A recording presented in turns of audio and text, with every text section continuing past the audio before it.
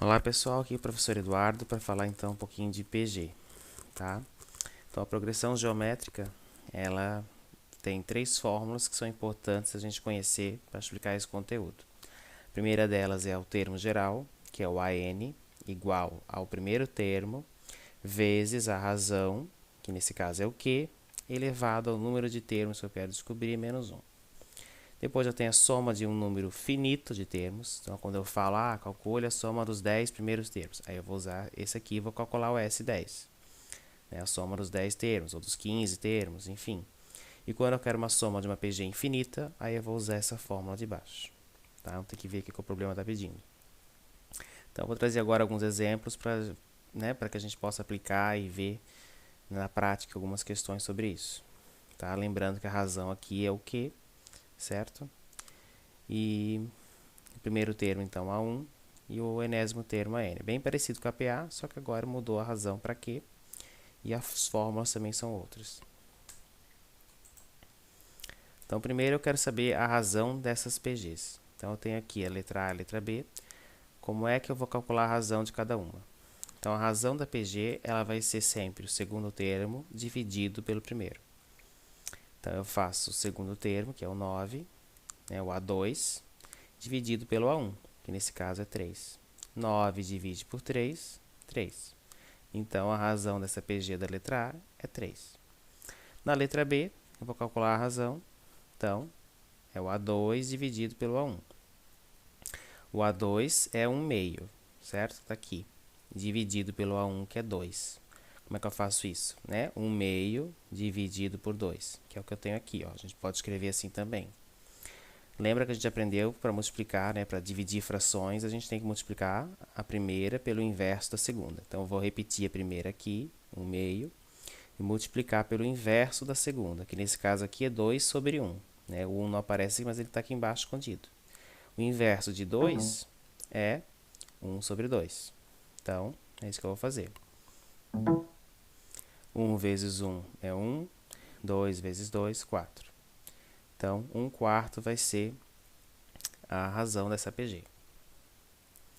Outro exemplo, eu tenho uma PG onde o primeiro termo é igual a 5 e a razão é igual a 2. Eu quero saber o sexto termo, A6. Então, eu vou usar a minha forma do termo geral. No lugar do AN é o sexto termo, então eu vou botar A6.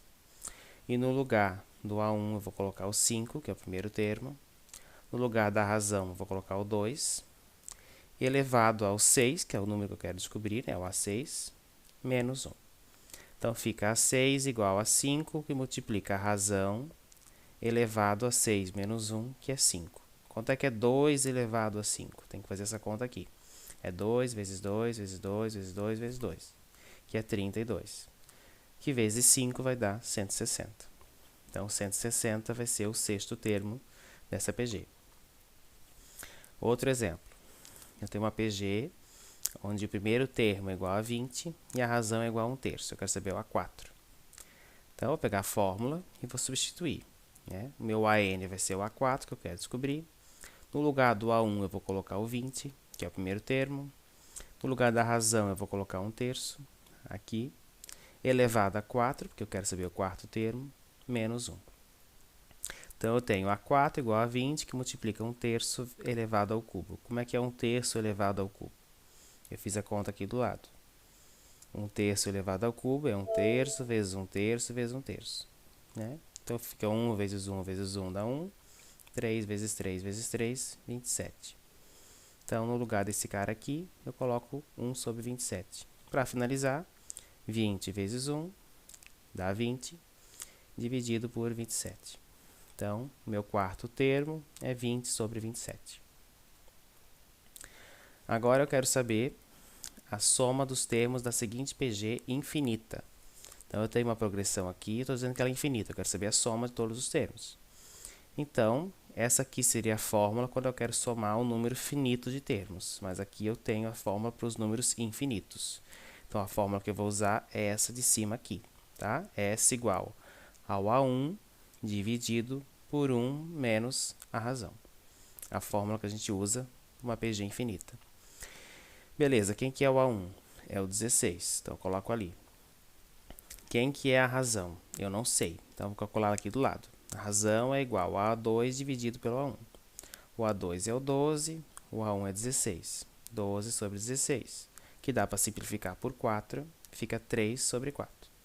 Então, 1 menos a razão. Como a razão é 3 quartos, eu tenho que fazer 1 menos 3 quartos.